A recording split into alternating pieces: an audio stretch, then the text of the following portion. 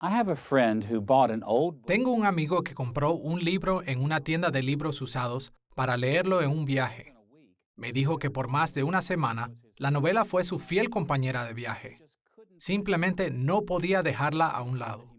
Le comenté a mi amigo que sí le debió haber gustado mucho ese libro.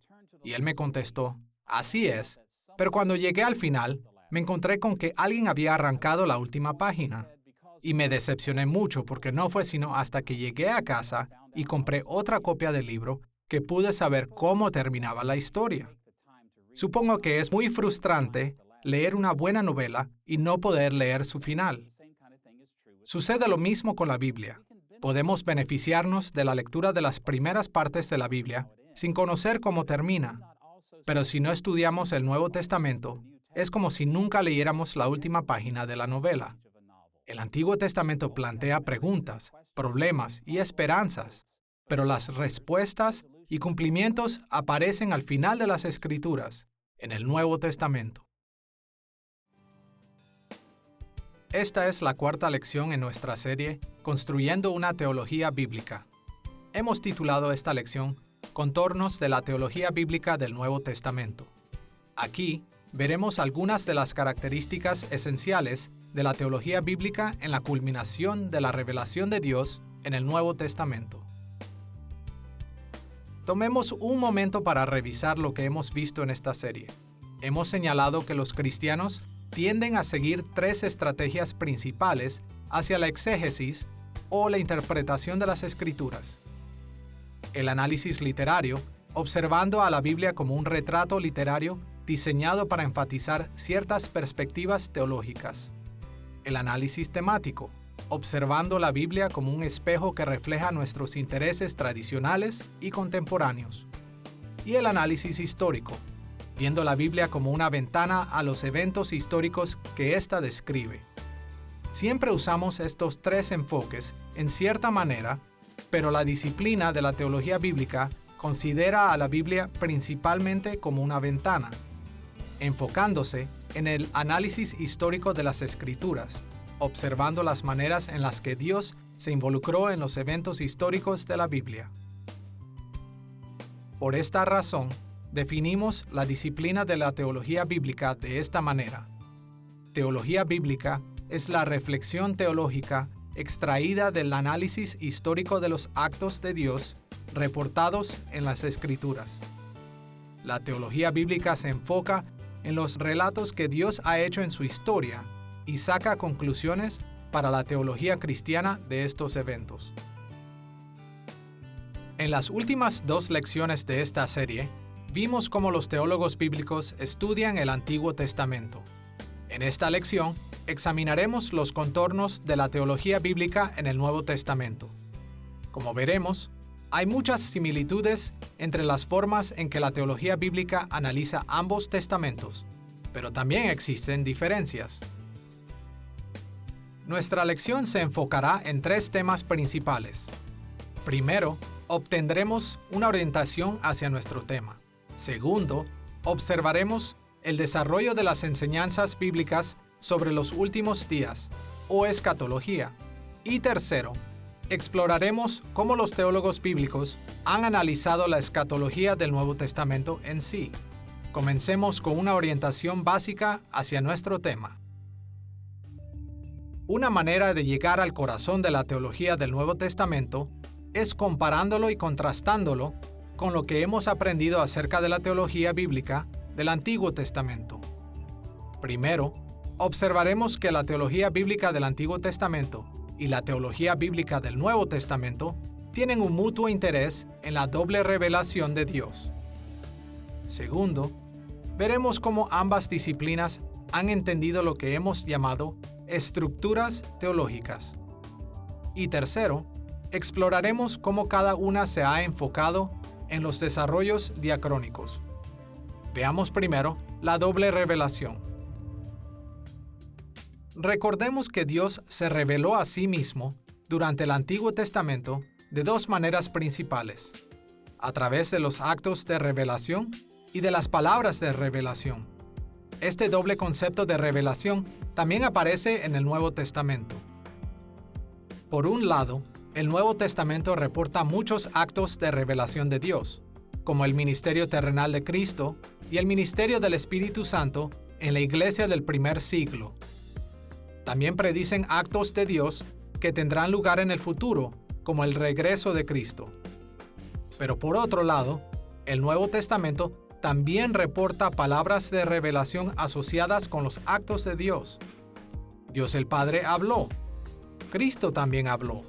Y algunas veces, ángeles y humanos revelaron la palabra de Dios por el Espíritu de Dios. Esta es la razón por la cual las narrativas del Nuevo Testamento reportan tanto los actos como las palabras de Jesús, los apóstoles y otros cristianos en el Nuevo Testamento. Porque Dios se revela a sí mismo de estas maneras. No solo vemos esto en porciones narrativas del Nuevo Testamento, sino también en las epístolas. Ellas se refieren o aluden a las acciones de Dios a favor de su pueblo y reportan las palabras de Dios para su pueblo. Los teólogos bíblicos del Antiguo Testamento también dirigieron su atención a las asociaciones temporales de los actos y las palabras de revelación. Algunos actos de Dios fueron seguidos por palabras de revelación subsecuentes. Algunos fueron asociados con palabras de revelación simultáneas, y aún otras fueron precedidas por palabras de revelación. Los teólogos bíblicos han señalado que el Nuevo Testamento contiene estos tres tipos de palabras. Los evangelios reportan cómo Dios habló a través de las palabras de Jesús para reflejarse en las primeras acciones de Jesús. Ellos también reportan momentos en los que las enseñanzas de Jesús explicaron sus acciones simultáneas, al igual que también hay momentos cuando Jesús predijo acciones futuras. Lo mismo se puede decir de los autores y personajes en los libros de los Hechos y Apocalipsis, como también en las epístolas del Nuevo Testamento. Al igual que los teólogos del Antiguo Testamento, los teólogos bíblicos del Nuevo Testamento han dirigido su atención a la doble manera en la que Dios se revela a sí mismo. Tanto la teología bíblica del Antiguo como del Nuevo Testamento se enfocan en los actos y las palabras de revelación de Dios. Adicionalmente, la teología bíblica del Antiguo y del Nuevo Testamento comparten ideas similares de las estructuras teológicas. Recordemos que los teólogos del Antiguo Testamento identificaron perspectivas teológicas señalando muchas maneras en las que los actos y las palabras de revelación se relacionan unas con otras. Ellos pusieron atención a las conexiones lógicas entre lo que Dios hizo y lo que dijo. Estas estructuras van desde muy básicas hasta muy complejas, y los teólogos bíblicos del Nuevo Testamento han notado el mismo tipo de estructuras teológicas en el Nuevo Testamento. Ahora, tocaremos los tres niveles de estructuras teológicas en la teología del Nuevo Testamento. Primero, un ejemplo de estructuras del nivel básico. Segundo, un ejemplo de estructuras del nivel medio. Y tercero, un ejemplo de estructuras de nivel complejo. Pensemos primero en las estructuras teológicas de nivel básico en el Nuevo Testamento. Las estructuras básicas aparecen en el Nuevo Testamento a través de una simple intersección lógica de revelaciones divinas. Las palabras divinas explican los actos de Dios y estos actos clarifican el significado de sus palabras. Diferentes actos se conectan lógicamente uno con otro, y diferentes palabras se intersecan unas con otras. Cuando estos tipos de estructuras lógicas aparecen en una escala menor, ellas forman estructuras o perspectivas de nivel básico. Para dar un ejemplo, en Mateo capítulo 2, versículos 1 al 12, Mateo reportó cómo Dios actuó en el nacimiento de Jesús, intersecando con las acciones y las palabras de los Reyes Magos de Oriente. El nacimiento de Jesús fue anunciado al mundo por una estrella en el cielo. Los magos entendieron que esta estrella anunciaba el nacimiento de un nuevo rey, y por muchos meses Quizás hasta 2 años ellos siguieron la estrella buscando al nuevo rey. Y cuando finalmente encontraron al niño, lo adoraron. El relato de Mateo indicó un coherente punto de vista en el verdadero significado teológico del nacimiento de Jesús. Jesús fue el tan esperado rey de Israel, a quien estos gentiles adoraron. Al mismo tiempo, en Mateo capítulo 2, versículos 16 al 18, el escritor del Evangelio creó otra estructura teológica señalando la intersección lógica del nacimiento de Jesús con las acciones y palabras del rey Herodes. Los magos le dijeron a Herodes cuándo había nacido el Mesías, y sus asesores le dijeron cómo el Antiguo Testamento predijo que el Mesías nacería en Belén. En su intento de matar a Jesús, Herodes ordenó que cada niño varón de 2 años o menor fuera asesinado. Entonces, Mateo reportó la horrible muerte de Herodes bajo el juicio de Dios.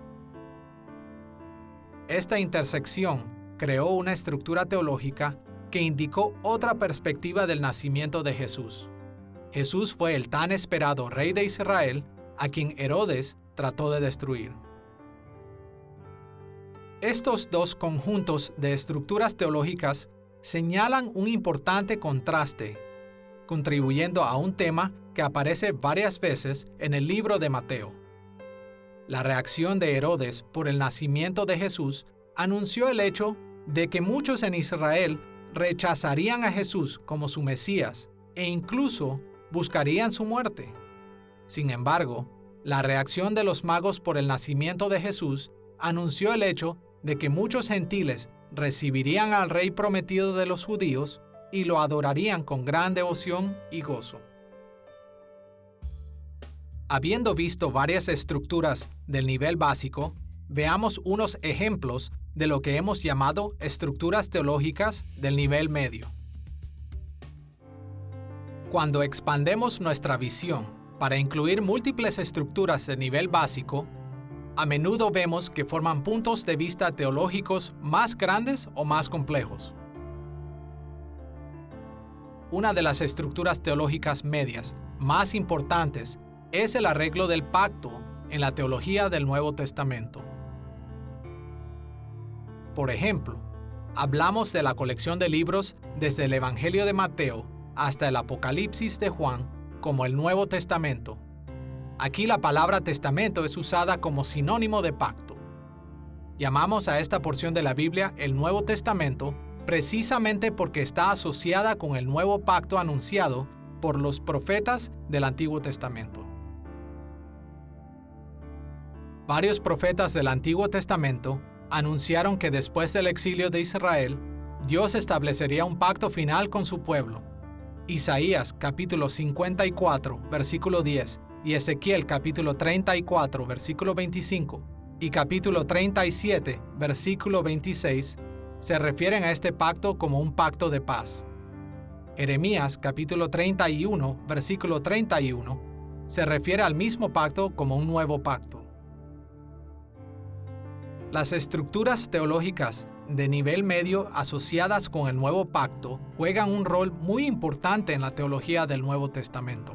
Recordemos cómo los pactos en el Antiguo Testamento organizaron su teología en términos de las dinámicas de la benevolencia divina, la lealtad humana y las consecuencias de las bendiciones y maldiciones. De la misma manera, estas 4 dinámicas rigen la vida en el nuevo pacto y organizan la intersección lógica de muchos conjuntos de perspectivas teológicas más grandes en el Nuevo Testamento.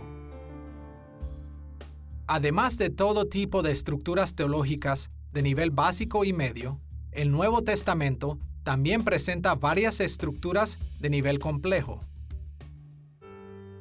Como hemos visto en nuestras lecciones sobre el Antiguo Testamento en esta serie, la estructura teológica más compleja y comprensiva del Nuevo Testamento es el reino de Dios, la perspectiva bíblica que ve la meta de la historia como la transformación de la tierra de la corrupción del pecado a el lugar glorioso de la presencia y el reino de Dios. Veamos algunos contornos de esta estructura teológica tan compleja en el Nuevo Testamento. Al principio del Nuevo Testamento, Juan el Bautista y Jesús anunciaron que el reino de Dios se había acercado. Las predicciones y enseñanzas de Jesús constantemente se refieren al reino de Dios. De hecho, el mensaje del Evangelio de Jesús frecuentemente es llamado las buenas nuevas del reino. Como leemos en lugares como Mateo capítulo 4, versículo 23, capítulo 9, versículo 35 y capítulo 24, versículo 14, como también en Lucas capítulo 4, versículo 43, capítulo 8, versículo 1, capítulo 16, versículo 16 y Hechos capítulo 8, versículo 12. Junto con los escritores del Antiguo Testamento, Jesús y los autores del Nuevo Testamento creyeron que desde el principio la meta de la historia ha sido que Dios sea glorificado mediante el establecimiento de su reino en toda la tierra a través del servicio fiel de creyentes como imágenes santas. Ellos estaban convencidos que el trabajo de Dios en la primera venida de Cristo comenzó la etapa final del reino de Dios en todo el mundo y que al final la tierra entera sería transformada en el reino de Dios al regresar Cristo, la imagen más santa de Dios. Leemos acerca de esta esperanza en Apocalipsis capítulo 11, versículo 15. Los reinos del mundo han venido a ser de nuestro Señor y de su Cristo, y Él reinará por los siglos de los siglos. Como veremos más adelante en esta lección, la teología del reino de Dios toma en cuenta cada aspecto de la teología del Nuevo Testamento. El sistema coherente de todo el Nuevo Testamento se puede resumir bajo el criterio de la venida del reino de Dios a la tierra a través de Cristo. Así vemos que la teología bíblica del Nuevo Testamento es muy similar a la teología bíblica del Antiguo Testamento, tanto en el enfoque en los actos y palabras de revelación, como en la identificación de las estructuras teológicas. Pero a pesar de estas similitudes, necesitamos ser conscientes de un contraste más grande: las maneras en que los teólogos bíblicos del Nuevo Testamento han manejado los desarrollos diacrónicos. Veamos este aspecto de la teología bíblica tocando 3 puntos. Primero, el carácter diacrónico de la teología del Nuevo Testamento. Segundo, los obstáculos para el estudio diacrónico del Nuevo Testamento. Y tercero, una nueva dirección que los teólogos bíblicos del Nuevo Testamento han enfatizado en lugar del análisis diacrónico. Consideremos primero el carácter diacrónico del desarrollo teológico en el Nuevo Testamento. En nuestras lecciones anteriores, vimos que se ha puesto mucha atención a las maneras en las que la teología del Antiguo Testamento se ha desarrollado con el paso del tiempo. Cada vez que Dios reveló más de sí, actuando o hablando en la historia, en mayor o menor grado, sus nuevas revelaciones reconfiguraron las estructuras teológicas existentes. Lo mismo es cierto en la historia del Nuevo Testamento. Mientras la historia del Nuevo Testamento avanzaba, las estructuras teológicas sufrieron cambios diacrónicos.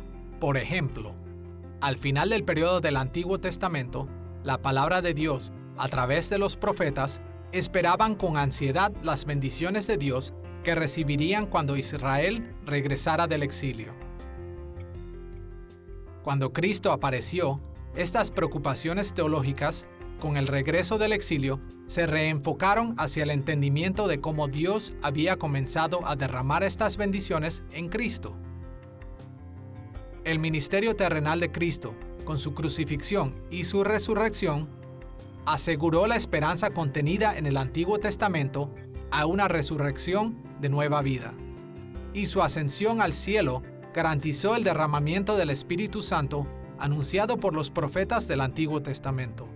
Más aún, al continuar los apóstoles con el trabajo de Cristo, la esperanza del Antiguo Testamento del extendimiento de la misericordia de Dios para los gentiles después del exilio se convirtió en realidad a través de la propagación del Evangelio. Y por supuesto, las predicciones del glorioso regreso de Cristo en el Nuevo Testamento apuntaban al día cuando las esperanzas del Antiguo Testamento para la nueva creación entera vendrían en Cristo. Desarrollos diacrónicos teológicos como estos aparecen en el periodo del Nuevo Testamento, pero la historia del Nuevo Testamento presenta por lo menos 3 obstáculos principales para un análisis diacrónico extenso. En primer lugar, en comparación con el Antiguo Testamento, el Nuevo Testamento cubre un periodo de historia muy corto. Comparemos por un momento la longitud de historia en el Antiguo y Nuevo Testamento.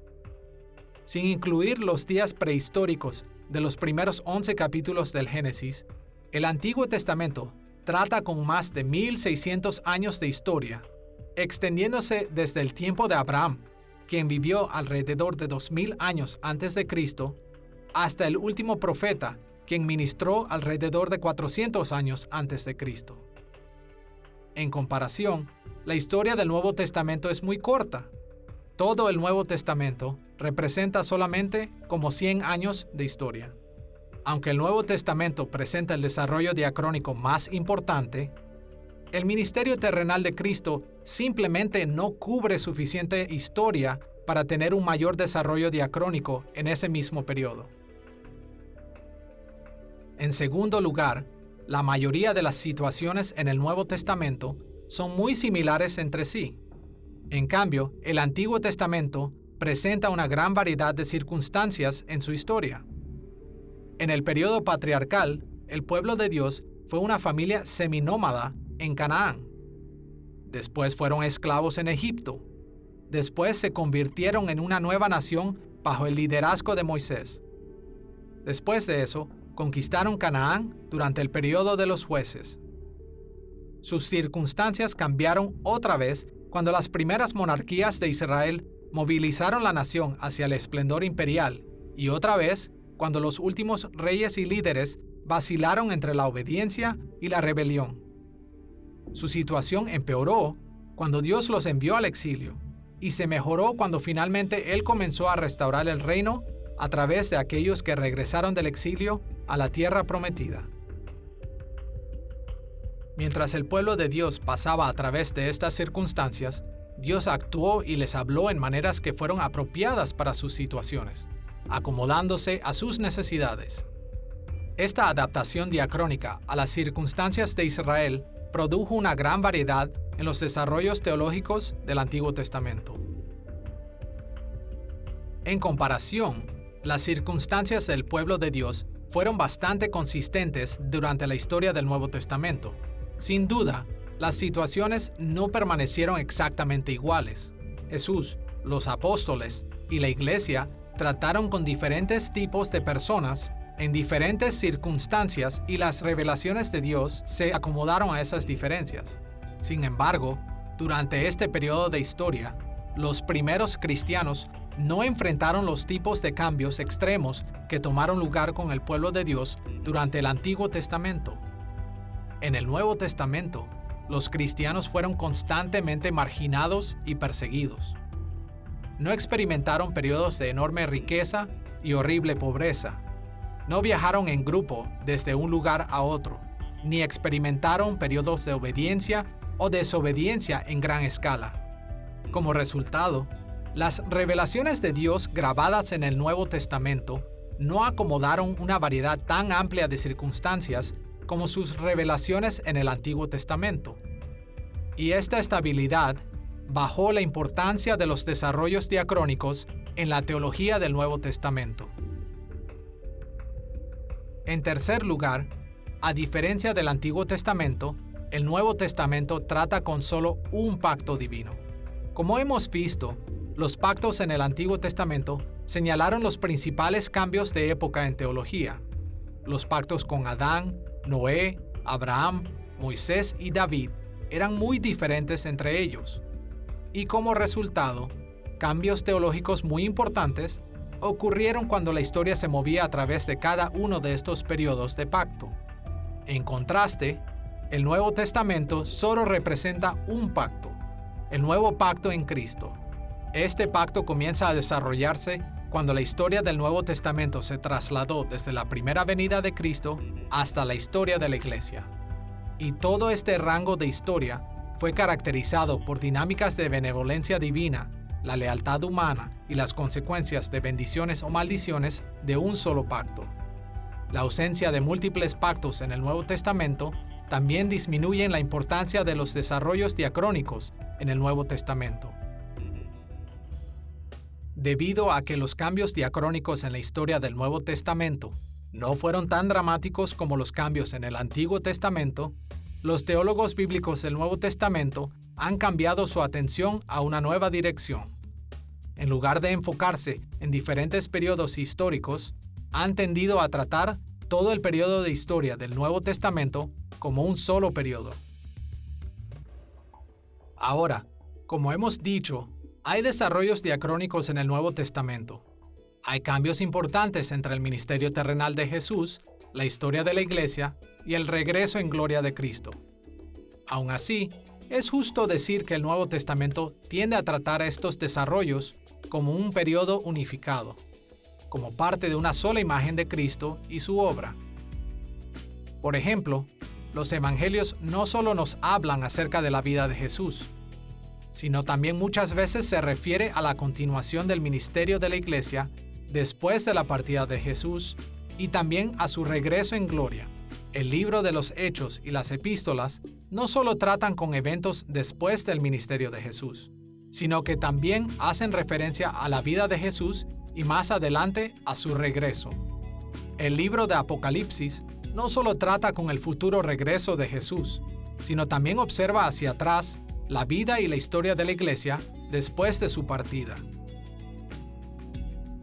La unidad teológica creada por la corta historia, la uniformidad de circunstancias y el pacto único del Nuevo Testamento hacen difícil hacer un estudio diacrónico extenso. Así, los teólogos bíblicos han puesto mayor atención a una nueva dirección. En lugar de dividir la historia de los actos y las palabras de revelación de Dios en el Nuevo Testamento en pequeños segmentos, se han enfocado en las diferentes maneras en que los autores del Nuevo Testamento proveen diferentes perspectivas de todo el periodo. De hecho, el Nuevo Testamento nos provee muchas evaluaciones teológicas diferentes de toda la historia de este periodo.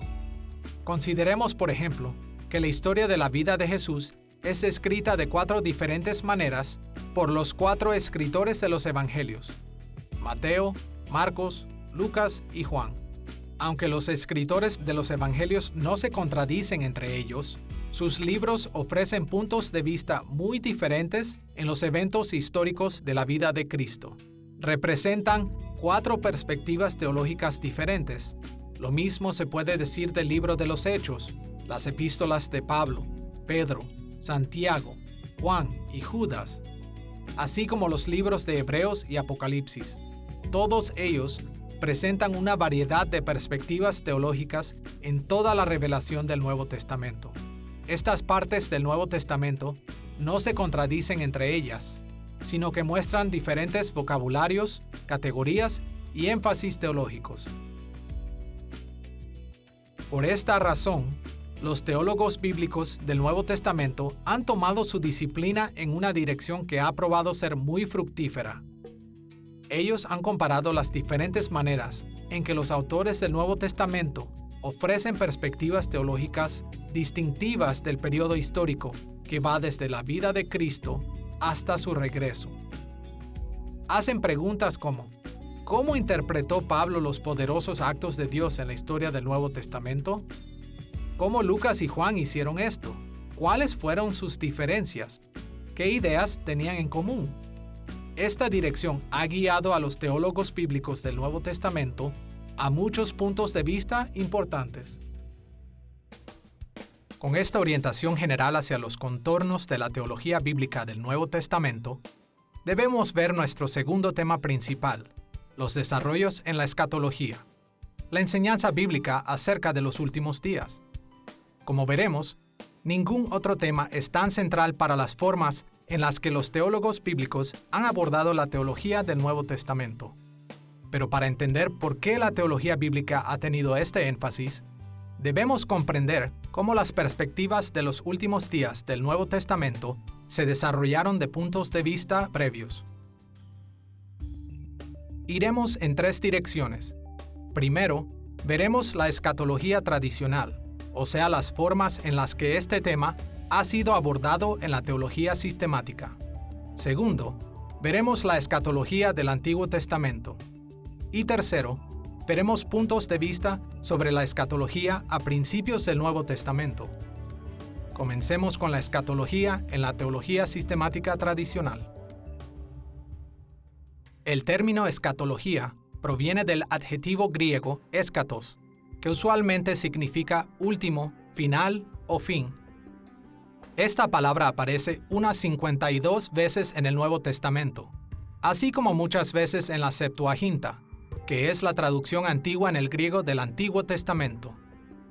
En el Nuevo Testamento, el término eschatos se refiere por lo menos 15 veces a los últimos días, las cosas finales o los últimos tiempos. Y así, escatología es un término técnico teológico que significa la doctrina de los últimos días, cosas finales o últimos tiempos. A través de los siglos, la escatología ha sido una categoría principal de la teología sistemática tradicional.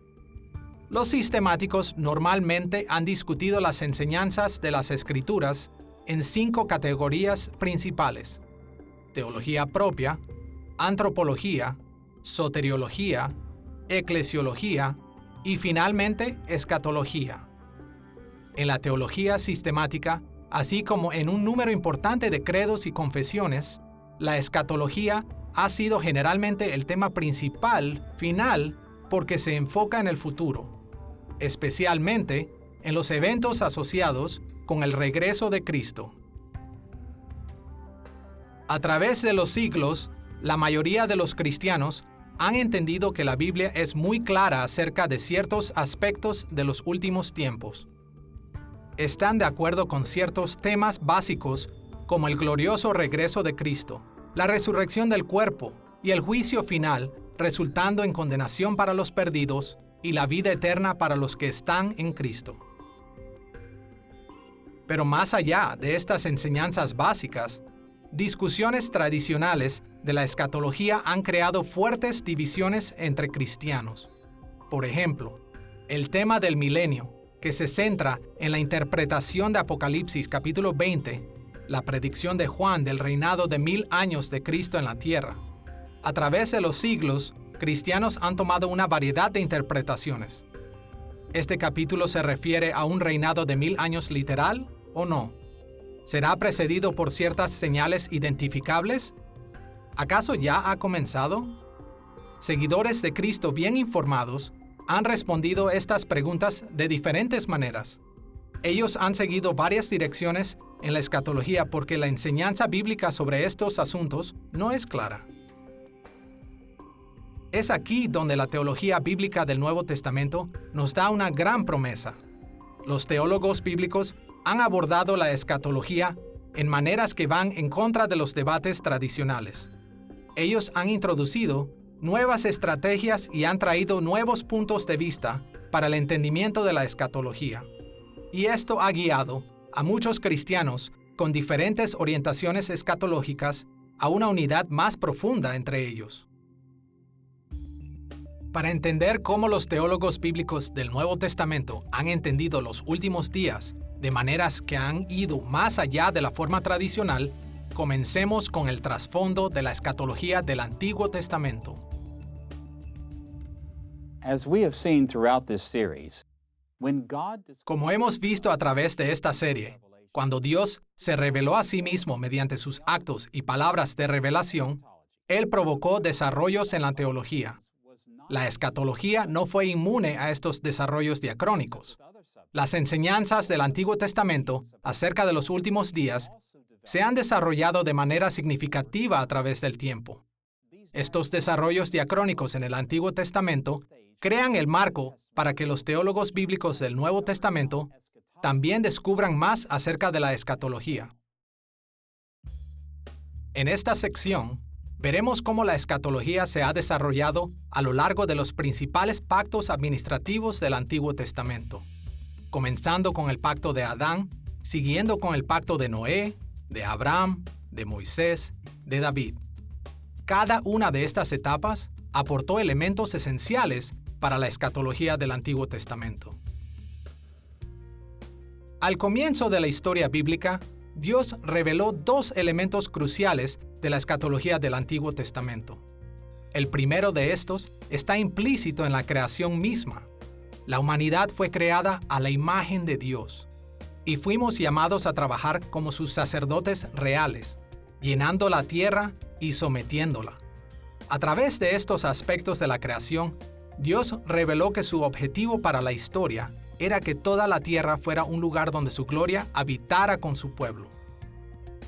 Con el pecado de Adán y Eva, Dios reveló el segundo elemento crucial de la escatología del Antiguo Testamento. Desde este punto y en adelante, habría dos grupos de personas compitiendo por el control del mundo. Génesis capítulo 3, versículo 15, revela que la simiente de la mujer y la simiente de la serpiente pelearían por el control del mundo. La simiente de la mujer son aquellos que se mantienen fieles a Dios, mientras que la simiente de la serpiente son aquellos que siguen el camino de Satanás. Hasta el final de los tiempos, estos dos grupos pelearán por el control del mundo, pero Dios prometió que al final la victoria le pertenecería a Él mismo y a la simiente fiel de la mujer. Habiendo visto los dos elementos introducidos durante el tiempo de Adán, dirijamos nuestra atención al pacto con Noé. Después del diluvio universal en Génesis capítulo 7, Dios hizo un pacto con Noé. Este pacto aseguró la estabilidad de la naturaleza de tal manera que la humanidad no temería más por una aniquilación mientras prosigan con el plan de Dios para el mundo. En Génesis capítulo 8, versículo 22, Dios dijo que las estaciones, el día y la noche continuarían mientras la tierra permanezca. Mediante esta promesa, Él aseguró a la fiel simiente de la mujer que tendrían el medio ambiente natural necesario para lograr el propósito de Dios para ellos. La tierra que había sido maldita por la caída no prevalecería contra ellos. Y de hecho, la estabilidad garantizada a través del pacto con Noé continuaría hasta que la meta de la historia fuera alcanzada. Desde ese momento, un nuevo pacto para la naturaleza se estableció. Después de haber visto la visión básica del fin de la historia durante los pactos universales con Adán y Noé, veamos el principal desarrollo diacrónico de la escatología que tuvo lugar en los días de Abraham, el primero con quien Dios hizo un pacto nacional. El pacto de Dios con Abraham está en Génesis capítulos 15 y 17, pero los temas de ese pacto son introducidos aún antes en Génesis capítulo 12, versículos 1 al 3. En estos versículos, Dios escogió a Abraham, de entre todas las familias de la tierra, para ser el elegido en quien depositaría las promesas hechas a Adán y a Noé. Las bendiciones dadas a Abraham y a su familia serían transmitidas al resto del mundo a través de ellos. De hecho, Dios prometió éxito para Israel, en una pequeña escala, en el cumplimiento del llamado dado a Adán y Eva en el jardín. Por lo tanto, la escatología del Antiguo Testamento se reduce a un enfoque hacia Abraham y su familia. El objetivo final de la historia vendría a todo el mundo a través de ellos. Ahora, observemos el segundo pacto que Dios hizo con Israel, el pacto con Moisés. En los días de Moisés, la escatología del Antiguo Testamento se desarrolló aún más. Los desarrollos diacrónicos de la escatología en el pacto con Moisés son bastante complejos. Por lo tanto, vamos a examinarlos en dos pasos. Primero, la maldición del exilio. Y segundo, las bendiciones de la restauración del exilio. Como hemos visto, el pacto con Moisés se centró en la ley de Dios como la guía de Israel para la difusión de su reino hacia todo el mundo. A los israelitas se les ofreció muchas bendiciones si obedecían la ley, pero también fueron amenazados con muchas maldiciones si se apartaban de la ley. De hecho, en varios pasajes, Moisés anticipó que las futuras generaciones de Israel se apartarían de los caminos de Dios. Él les advirtió de las severas consecuencias si desobedecían, pero su mayor amenaza contra la continua violación de la ley de Dios fue el exilio de la nación de la tierra prometida. Escuchemos la manera en la que Moisés lo dijo en Deuteronomio capítulo 4, versículos 27 y 28. Y Jehová os esparcirá entre los pueblos, y quedaréis pocos en número entre las naciones a las cuales os llevará Jehová, y serviréis allí a dioses hechos de manos de hombres, de madera y piedra, que no ven, ni oyen, ni comen, ni huelen. La amenaza del exilio no era solo una terrible amenaza para los israelitas, sino para toda la raza humana. Recordemos que desde la época de Abraham, la meta de Dios para la historia era que el reino de Dios fuera alcanzado a través de Israel. El exilio reduciría en gran manera el número de los israelitas y los removería de la tierra, haciendo así que las promesas hechas a Abraham y el llamado a Adán y a Eva fuera mucho más difícil de cumplir. Con las consecuencias negativas en mente, debemos regresar al tema de la restauración del exilio que Dios prometió a través de Moisés. Afortunadamente, Moisés dejó claro que a pesar del futuro exilio de Israel, Dios no dejaría a Israel abandonado. En Deuteronomio capítulo 4, versículos 30 y 31, Dios prometió que cuando Israel se arrepintiera de sus pecados y regresaran a la fiel obediencia de Dios, Él los escucharía y les restauraría a su tierra. Aún más que esto, en Deuteronomio capítulo 30, versículo 5, Dios prometió en esta restauración hacerlos más numerosos y prósperos que nunca antes. Una clave de la escatología de Moisés es la forma en la que él describe este tiempo de arrepentimiento y restauración de Israel a su tierra. Escuchemos lo que él dijo en Deuteronomio capítulo 4, versículo 30. Cuando estuviereis en angustia y te alcanzaren todas estas cosas, si en los postreros días te volvieres a Jehová tu Dios y oyeres su voz. La declaración de Moisés aquí es crucial para el desarrollo diacrónico de la escatología del Antiguo Testamento, porque Moisés usó esa terminología, traducida aquí como los postreros días. Esta frase es traducida en la Septuaginta con el término eschatos y caracteriza el tiempo glorioso cuando Israel regresa del exilio.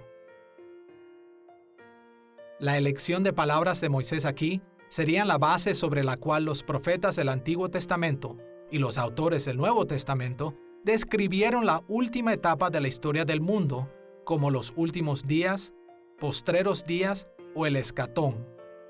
Desde este punto en adelante, el regreso de Israel del exilio jugó un rol crucial en la enseñanza bíblica acerca de la escatología. Ahora estamos en posición de ver los desarrollos escatológicos que surgieron durante el periodo del pacto con David. Los desarrollos en este periodo fueron relativamente complejos también, así que los veremos en 3 etapas. Primero, los días de la monarquía unida. Segundo, el tiempo de los primeros profetas de Israel. Y tercero, los días de los profetas posteriores de Israel. Consideremos primero cómo la revelación de Dios transformó la escatología en el tiempo de la monarquía unida de Israel. Como ya hemos visto, el pacto de Dios con David se enfocó especialmente en el establecimiento de la familia de David como la permanente dinastía de Israel. Los descendientes de David y Jerusalén con su templo jugaron un rol central en la teología de Israel, incluyendo su entendimiento del fin de los tiempos. De hecho, en el Salmo 72, versículos 8 al 11, encontramos que un futuro hijo de David reinaría sobre toda la tierra. Dominará de mar a mar, y desde el río hasta los confines de la tierra. Ante él se postrarán los moradores del desierto, y sus enemigos lamerán el polvo.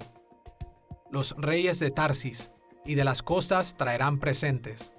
Los reyes de Sabá y de Seba ofrecerán dones. Todos los reyes se postrarán delante de él. Todas las naciones les servirán. Y esta visión del futuro se amplía aún más en el Salmo 72, versículos 17 al 19. Será su nombre para siempre. Se perpetuará su nombre mientras dure el sol. Benditas serán en él todas las naciones. Lo llamarán bienaventurado. Bendito Jehová Dios, el Dios de Israel, el único que hace maravillas. Bendito su nombre glorioso para siempre. Y toda la tierra sea llena de su gloria. Amén y amén. De aquí en adelante, el fin de la historia fue anexado al éxito del gobierno de la Casa Real de David desde Jerusalén sobre el mundo entero. Veamos las palabras de los primeros profetas de Israel. Los primeros profetas aplicaron las dinámicas del pacto de Moisés en el pacto real de David. Ellos explicaron aún más cómo las condiciones de la casa de David se refieren a los últimos días. Los primeros profetas advirtieron a los infieles hijos de David que Dios no toleraría la continua violación de su ley y que Dios estaba a punto de enviar a la nación entera al exilio. Estas amenazas fueron finalmente cumplidas con la caída de Jerusalén ante los babilonios entre el año 587 o 586 a.C. Sin embargo, los primeros profetas de Israel también recordaron la conexión entre las maravillas de los últimos días y el regreso de Israel del exilio.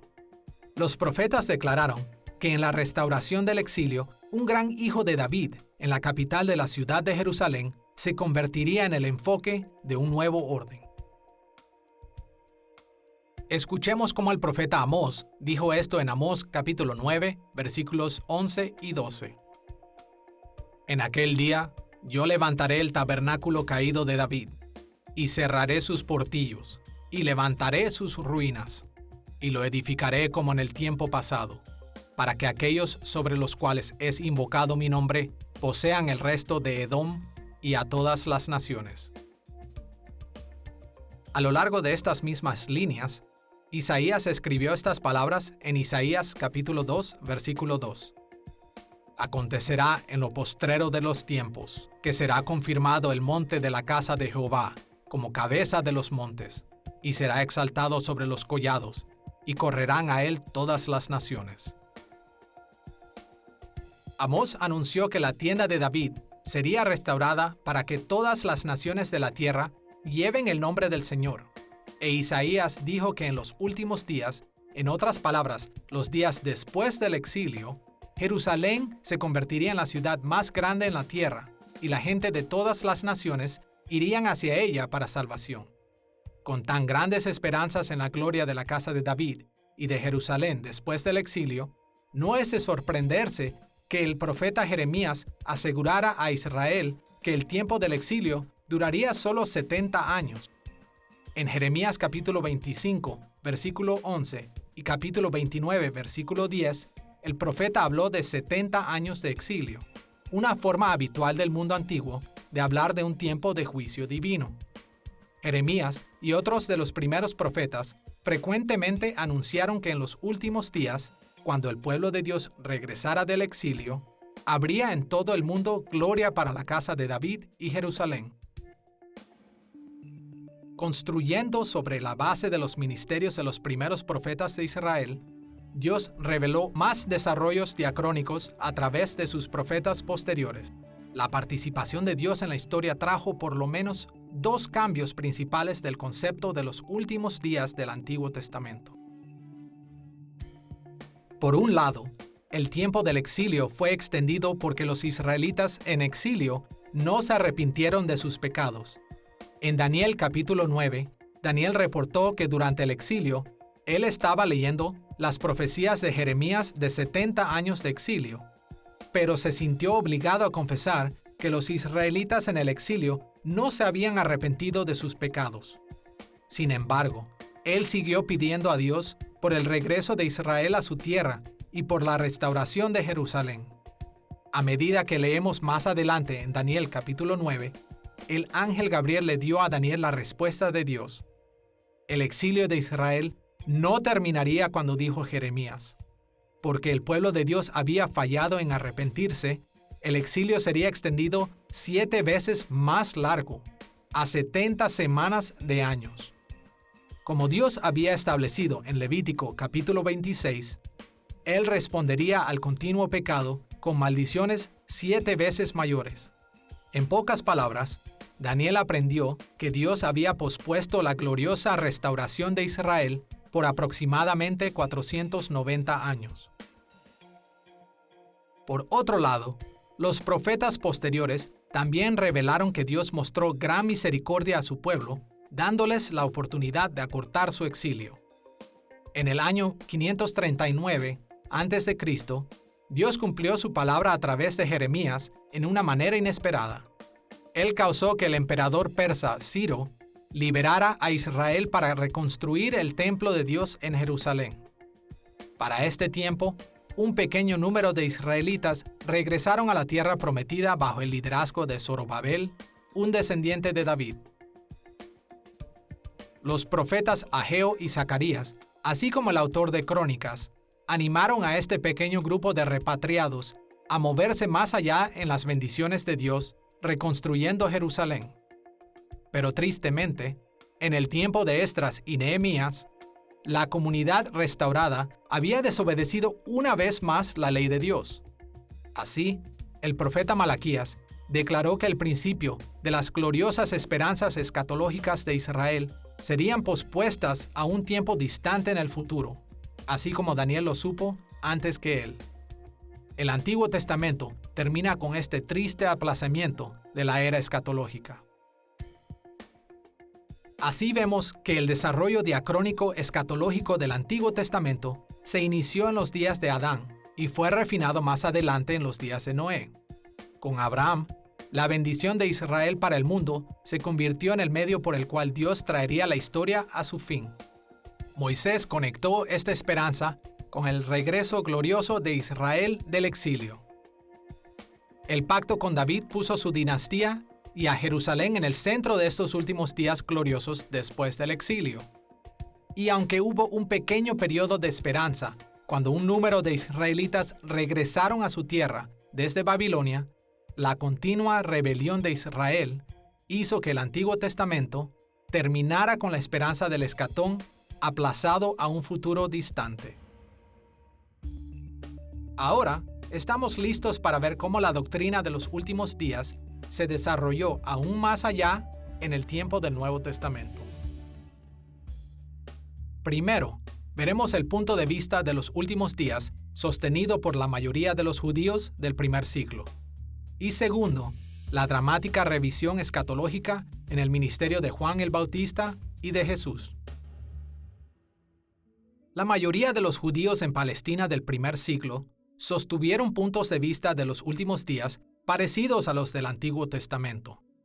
Como el profeta Daniel predijo, Israel sufrió por siglos bajo la tiranía de los gentiles, los babilonios, los medos y los persas, los griegos y finalmente los romanos extendieron el exilio de Israel por cientos de años. A través de estos siglos, los fieles judíos querían ver el cumplimiento de la esperanza de la restauración y gloria de Israel en los últimos días. Muchos rabinos expresaron esta esperanza en una visión doble de la historia. Por un lado, se refirieron a su situación actual como esta era. Esta era se extendió a través de los altibajos de la historia de Israel hasta el punto bajo de la destrucción de Jerusalén y el largo exilio de Israel. La aparente victoria del mal sobre el bien hizo que esta era se caracterizara en gran medida en términos negativos. Fue un tiempo de fallas, dolor y muerte. Por otro lado, muchos rabinos también hablaron de un segundo periodo de historia, el tiempo de la futura gloria de Israel. Ellos llamaron a este periodo futuro como la era por venir. Ese tiempo en la historia sería una era sin fin de bendiciones y triunfos de Israel sobre el mal.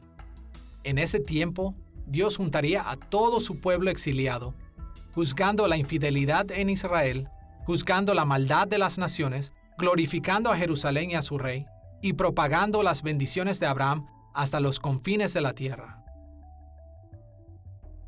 Durante las décadas anteriores y durante el tiempo de Jesús, había muchas discordias religiosas entre los judíos en Palestina. Estos desacuerdos eran sobre cómo tomaría lugar la transición de esta era a la era por venir.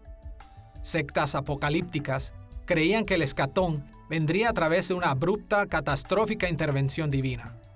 Otros grupos, generalmente llamados celotes, creían que la era por venir surgiría como un movimiento militar de los judíos en contra de los gobernantes romanos y verían el apoyo de Dios en sus esfuerzos. Partidos llamados nomistas, como los fariseos y saduceos, sostenían que los últimos días vendrían solo cuando Israel probara ser fiel a la ley de Moisés. Aunque hubo mucho desacuerdo sobre la manera precisa en que esta era haría su transición hacia la era por venir, la mayoría de los judíos creyeron que esto tomaría lugar con la aparición del Mesías, el gran hijo de David prometido en el Antiguo Testamento. El Mesías traería el cambio decisivo en la historia, la transición final de un mundo de oscuridad a uno de luz, un mundo de maldad a uno de justicia, un mundo de muerte a uno de vida.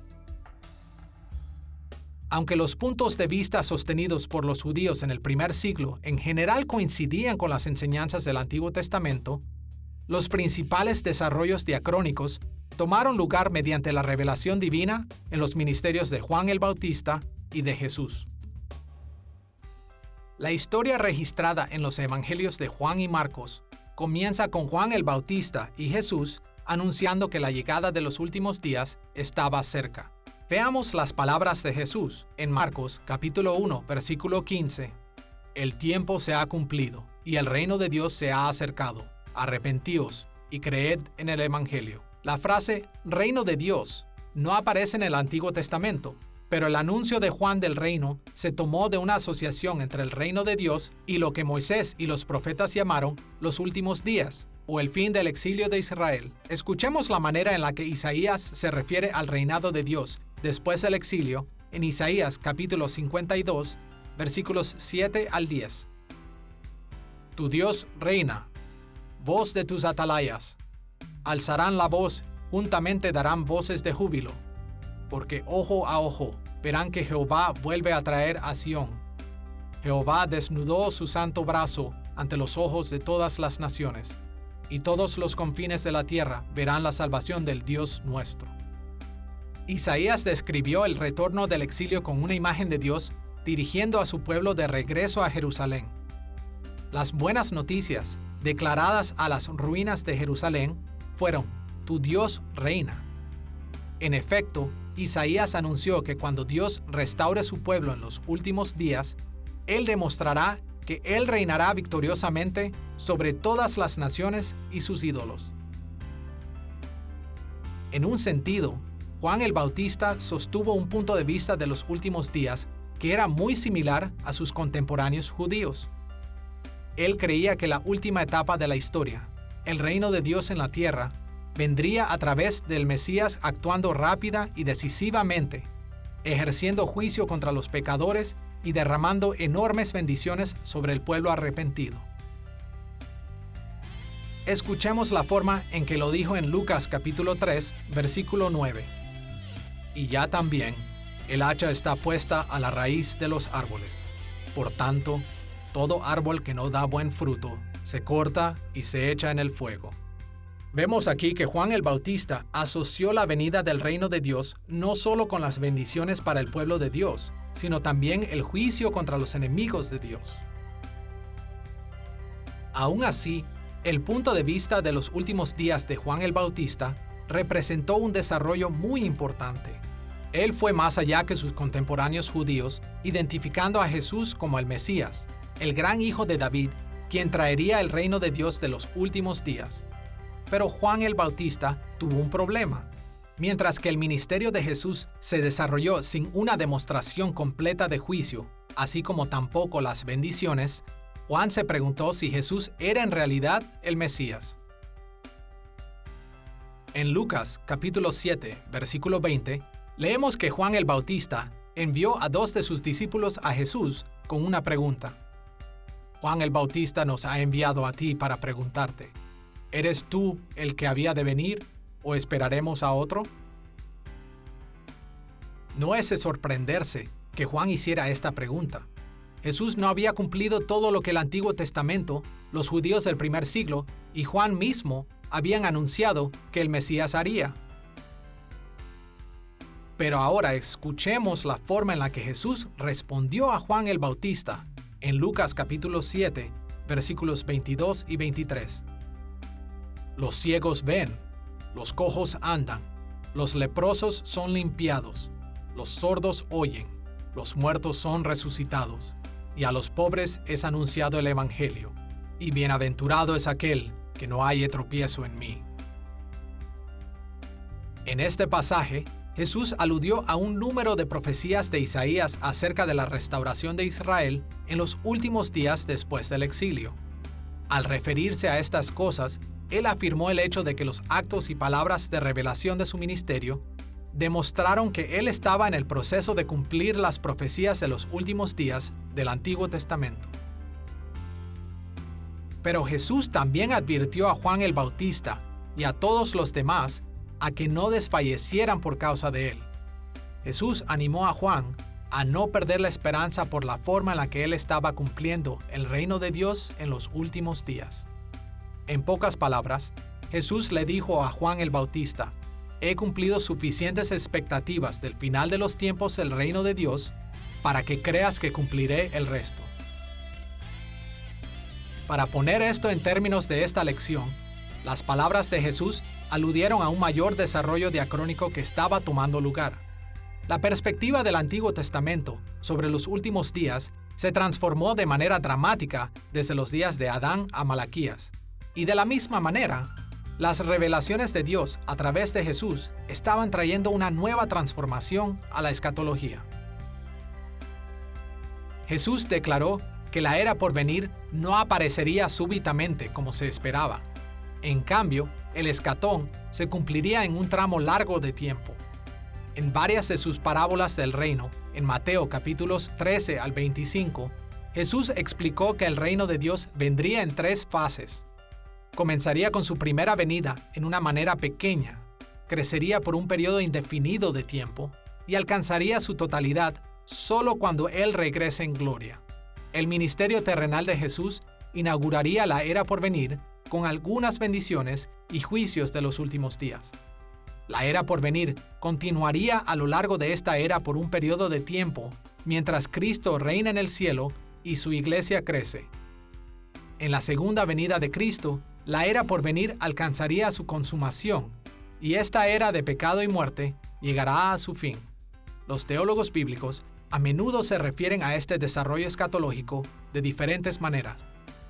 Ellos lo describen como el ya pero todavía no, el ahora pero todavía no, y la superposición de las eras. Algunas veces hablan de esto simplemente como la escatología inaugurada. Cualquiera que sea la terminología, la idea básica es la misma. Los profetas, los judíos del primer siglo y aún Juan el Bautista pensaron en la llegada de los últimos días como un simple paso histórico. Jesús también vio la transición de los últimos días como el último paso de la historia, pero consideremos esta analogía. Todos nosotros sabemos que un paso normal humano puede ser visto como un movimiento, un solo paso. Pero si observamos este paso más de cerca, no es difícil ver que puede ser dividido en al menos 3 fases: levantar el pie del suelo, extenderlo a través del aire y bajar el pie al suelo. De la misma manera, Jesús explicó que los últimos días o el escatón vendría gradualmente.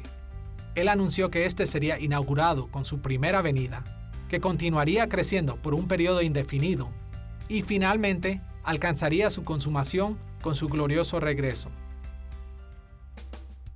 Ya que vimos cómo la escatología bíblica se desarrolló desde el tiempo de Adán hasta el tiempo de Jesús, estamos listos para ver cómo los teólogos bíblicos han planteado la escatología en el Nuevo Testamento.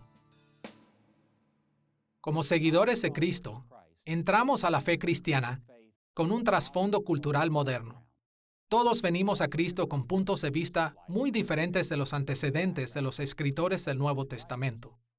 Y por estas diferencias, a menudo tenemos que trabajar muy duro para entender la mentalidad del mundo que gobernó cuando los autores del Nuevo Testamento concibieron su fe. Esta es una de las grandes ventajas de la teología bíblica. Esta teología ha traído a relucir algunas de las perspectivas básicas que los autores del Nuevo Testamento usaron una y otra vez para expresar su fe cristiana. Para entender esta perspectiva, observaremos 3 puntos. Primero, tocaremos la importancia de la escatología en el Nuevo Testamento.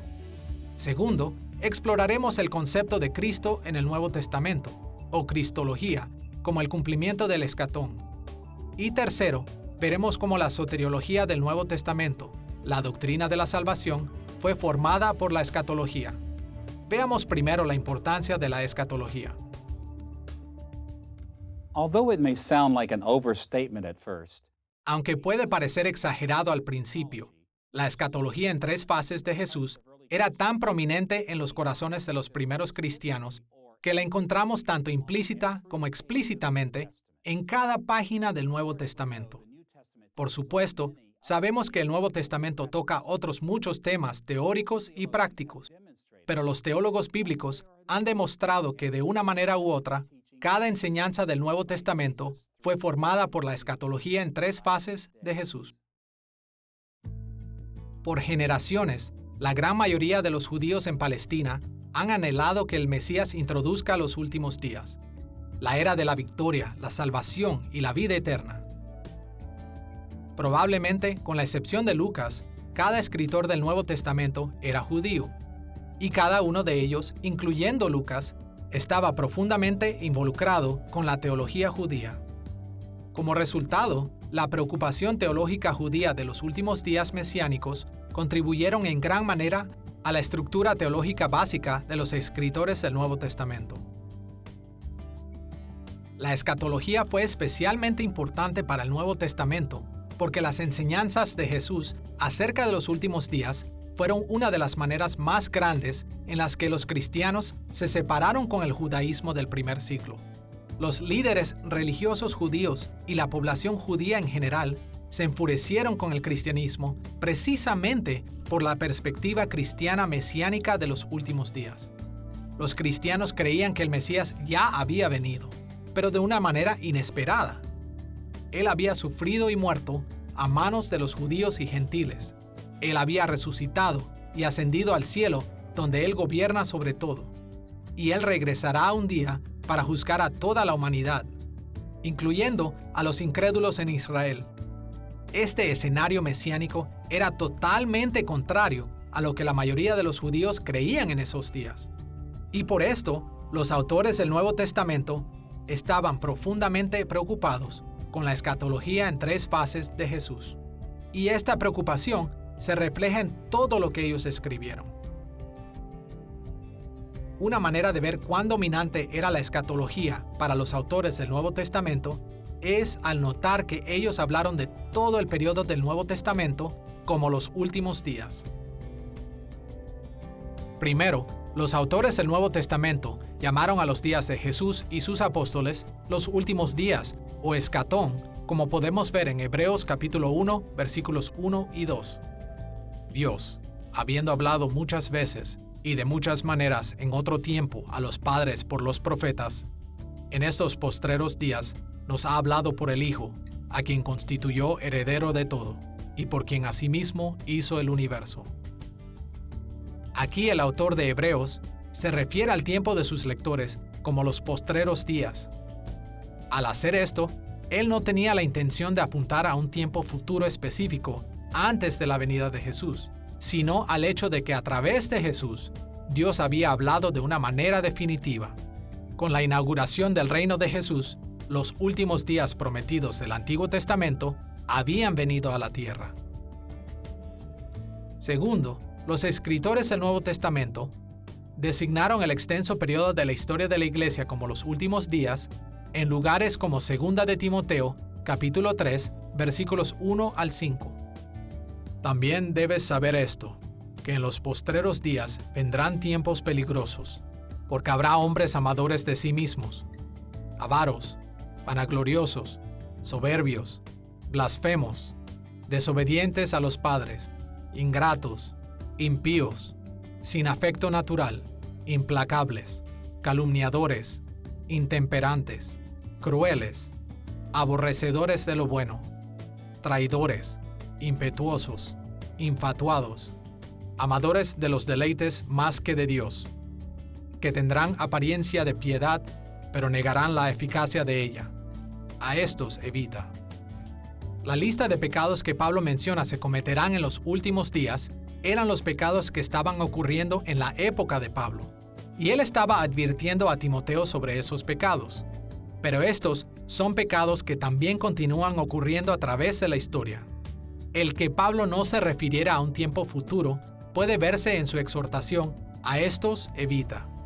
La gente malvada de los últimos días eran una amenaza para Timoteo porque los últimos días ya habían venido al mundo mediante Jesús. Tercero, los autores del Nuevo Testamento describieron la consumación del reino al regreso de Cristo como los últimos días. Podemos ver esto en Juan capítulo 6, versículo 39. Y esta es la voluntad del Padre, el que me envió, que de todo lo que me diere, no pierda yo nada, sino que lo resucite en el día postrero. Aquí Jesús enseñó a sus discípulos acerca de su relación con el Padre. Su referencia a «en el día postrero» apunta hacia el día final, cuando Él regrese en gloria, cuando los muertos se levantarán y Dios juzgará al mundo. Como estos y otros pasajes lo demuestran, los escritores del Nuevo Testamento creían que todas las revelaciones de Dios, desde el tiempo del ministerio terrenal de Jesús hasta su regreso en gloria, tomó lugar en los últimos días. Sus enseñanzas solo podían ser entendidas y seguidas correctamente con la estructura de la escatología en 3 fases de Jesús. Ahora estamos listos para ver cómo la cristología del Nuevo Testamento, o la doctrina de Cristo, presenta a Jesús como el cumplimiento de las esperanzas escatológicas. Veremos este tema en 2 pasos.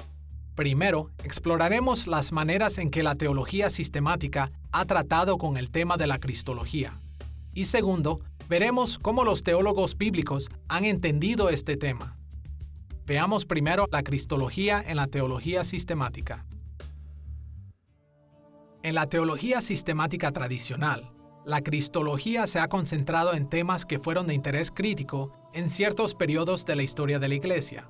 Por ejemplo, los sistemáticos se enfocaron en temas como la relación de Cristo con las otras personas de la Trinidad, la unión hipostática de las 2 naturalezas de Cristo en una sola persona, los estados de Cristo, humillación y exaltación, la naturaleza de su expiación, y los 3 oficios de Cristo como profeta, sacerdote y rey.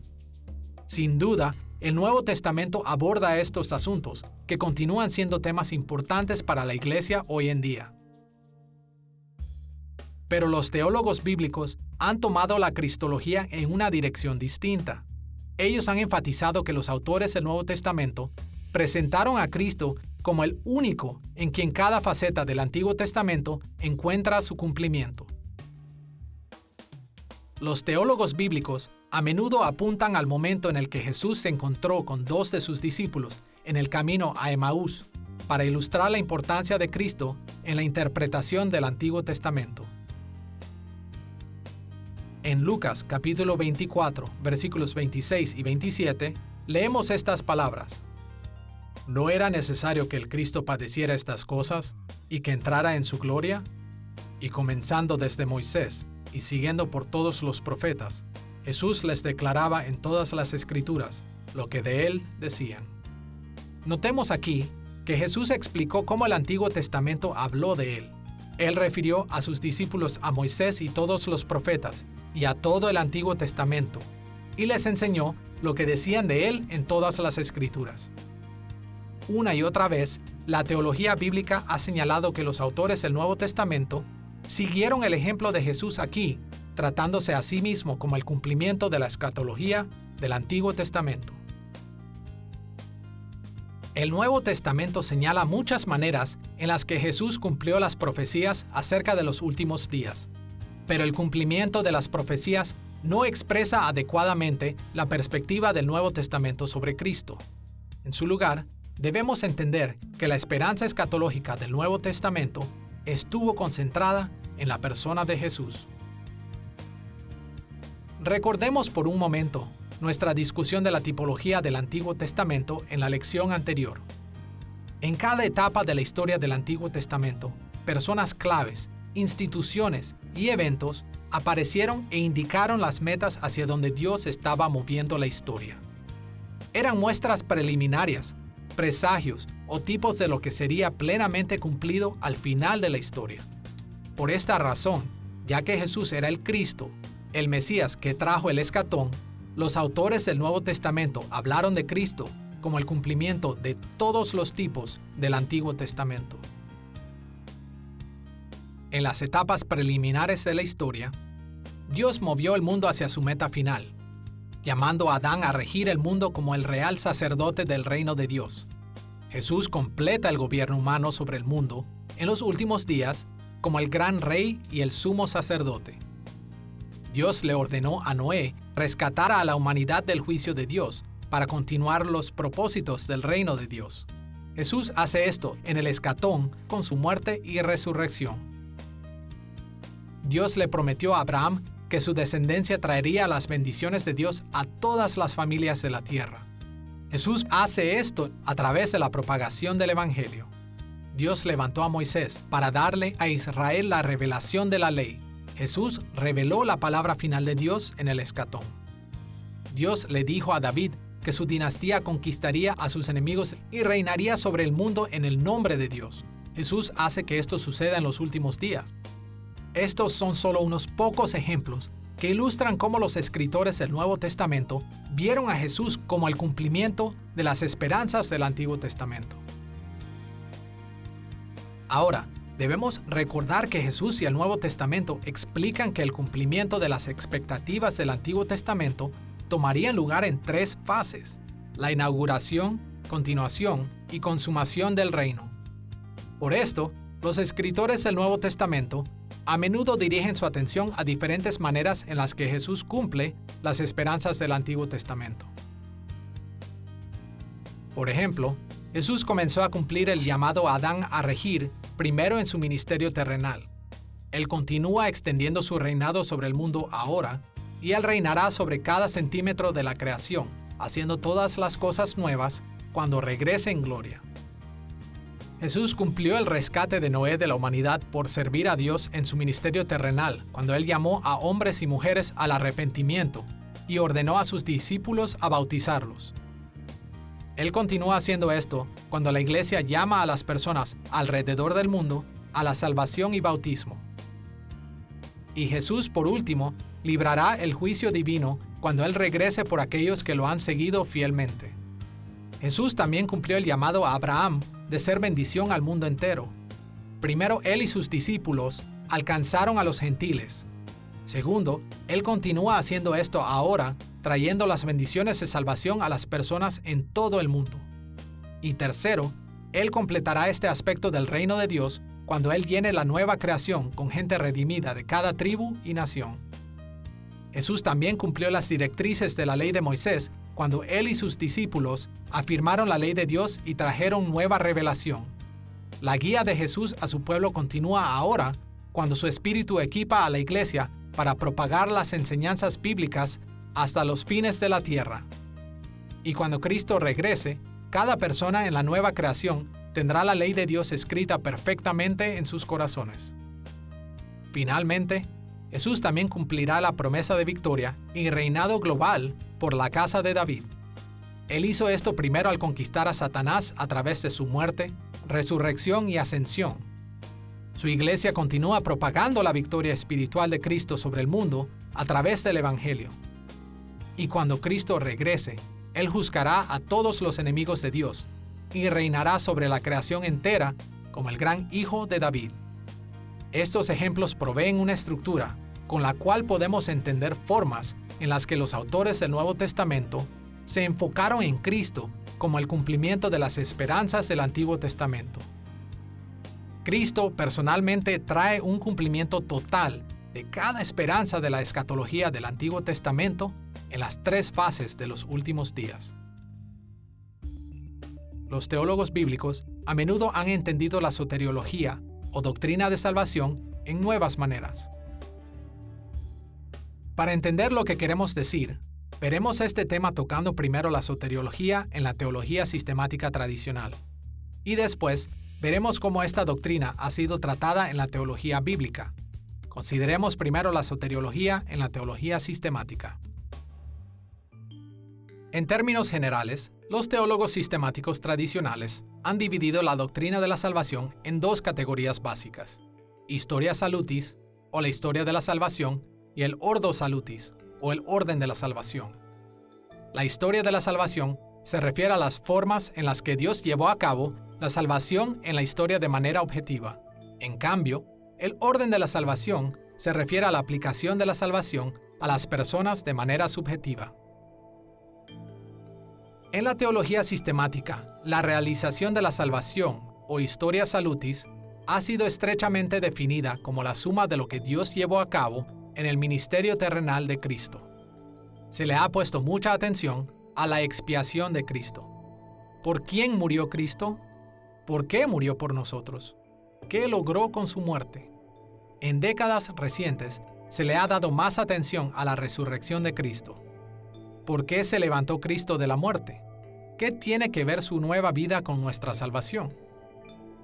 Los teólogos sistemáticos también hablan de la ascensión de Cristo, su entronación en los cielos y cómo su reinado presente afecta a aquellos que creen en Él.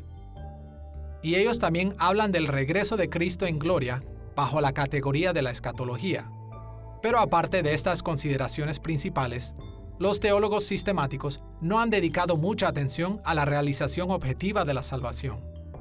En cambio, los teólogos sistemáticos han concentrado la mayor parte de su atención en la aplicación de la salvación, o el ordo salutis. Este énfasis ha establecido el rumbo a seguir para la mayoría de los cristianos, enfatizando cómo la salvación debe ser aplicada a las vidas de las personas individualmente. Aún hoy, cuando usamos términos como regeneración, arrepentimiento, fe, justificación, santificación y glorificación, usualmente tenemos en mente aspectos específicos de la aplicación de la salvación a individuos. En el vocabulario teológico de casi todas las ramas de la Iglesia, la regeneración se refiere al nuevo nacimiento que las personas experimentan cuando inicialmente se les aplica la salvación. Arrepentimiento es cuando una persona se aparta del pecado y se acerca a Cristo. La fe es la creencia individual y la confianza en la gracia de Dios en Cristo para salvación. Justificación es la declaración forense de Dios de la justicia imputada a una persona recibida solamente a través del instrumento de la fe. El término santificación usualmente indica un crecimiento individual en santidad. Y glorificación es la completa aplicación de la salvación a una persona, la recompensa de la vida eterna. Muchos de nosotros estamos familiarizados con las maneras en las que estos aspectos de la soteriología son discutidos en la teología sistemática, pero la teología bíblica del Nuevo Testamento ha observado la doctrina de la salvación desde una posición diferente, perspectivas que son derivadas de las tres fases escatológicas de Jesús. En contraste con los teólogos sistemáticos, los teólogos bíblicos se han enfocado mucho más en el cumplimiento de la salvación, la historia salutis. Ellos han demostrado que en el Nuevo Testamento, la aplicación de la salvación a los individuos se entiende bajo la estructura de las tres fases escatológicas de Jesús, el cumplimiento histórico de la salvación en Él. Imaginemos la soteriología del Nuevo Testamento como un escenario teatral. Desde la perspectiva de la teología bíblica, el cumplimiento de la salvación en Cristo forma el telón de fondo del escenario. Este telón de fondo tiene tres paneles largos que representan la inauguración, la continuación y la consumación de los últimos días. La aplicación de la salvación a la vida de un individuo es como las acciones de un personaje parado al frente del escenario. Los autores del Nuevo Testamento describieron qué pasa cuando la salvación viene a un individuo, como si ellos estuvieran viendo el escenario desde 3 asientos diferentes en la audiencia.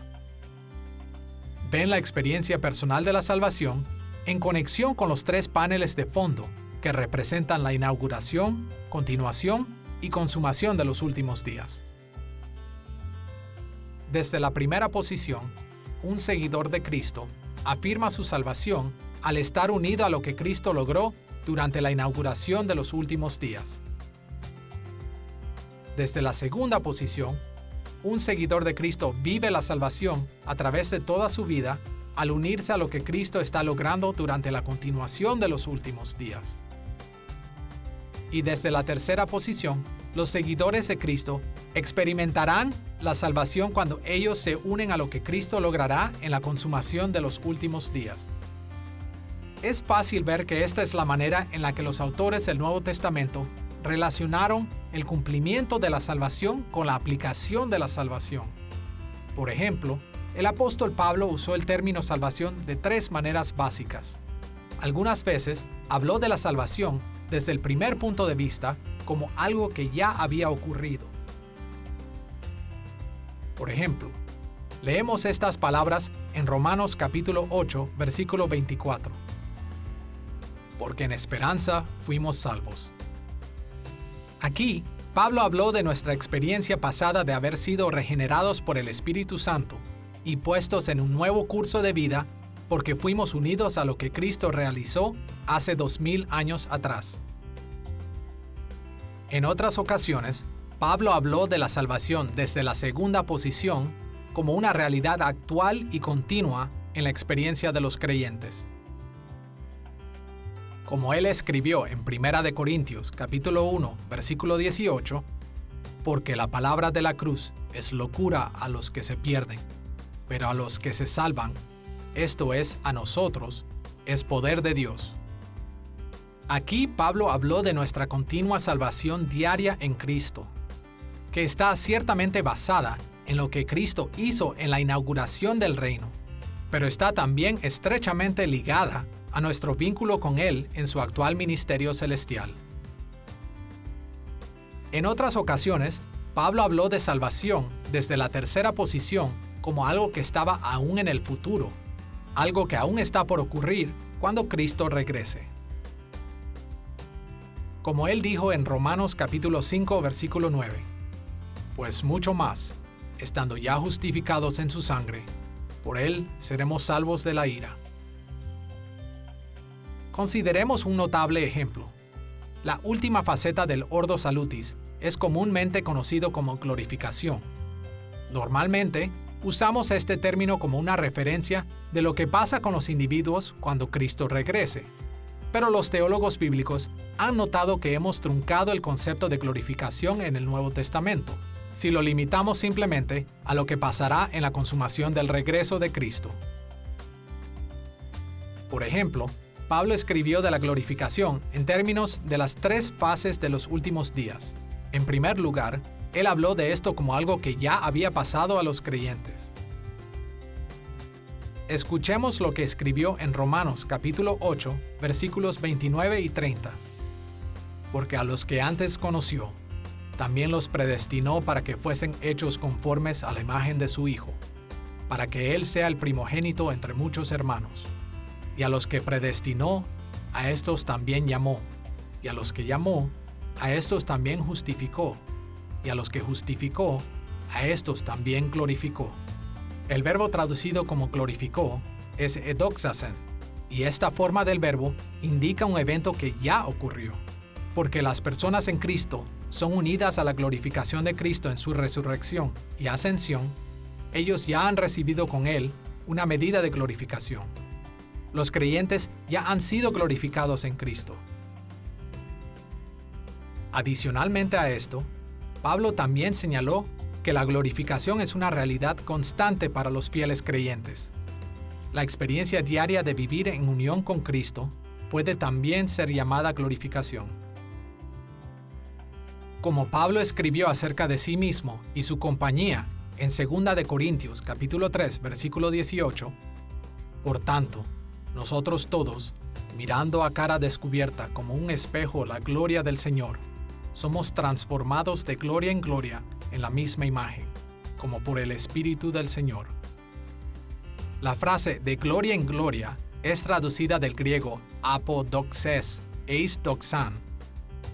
El apóstol Pablo señala aquí que la vida cristiana sirviendo a Cristo incrementa la glorificación del creyente. Por supuesto, Pablo habló de glorificación como algo que pasa en el futuro.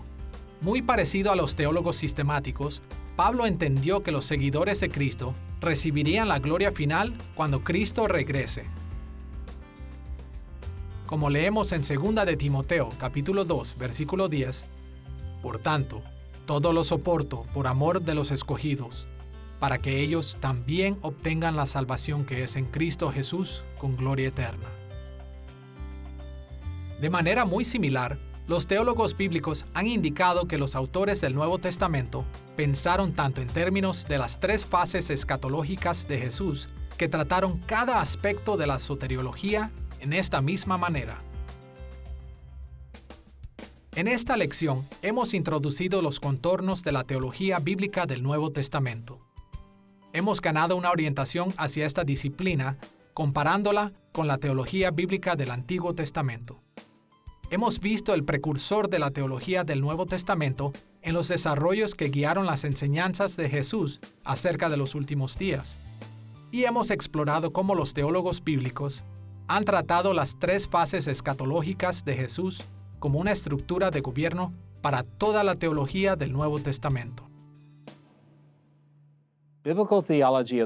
La teología bíblica del Nuevo Testamento nos ha ayudado a incrementar nuestro entendimiento de las enseñanzas de Jesús y sus discípulos en muchas maneras diferentes. Pero sobre todo, la teología bíblica nos ha mostrado cómo hemos de vivir por Cristo a la luz de lo que Él ya ha logrado en su primera venida, cómo hemos de vivir por Cristo en el poder de su Espíritu hoy, y cómo hemos de vivir por Cristo en la esperanza de su glorioso regreso.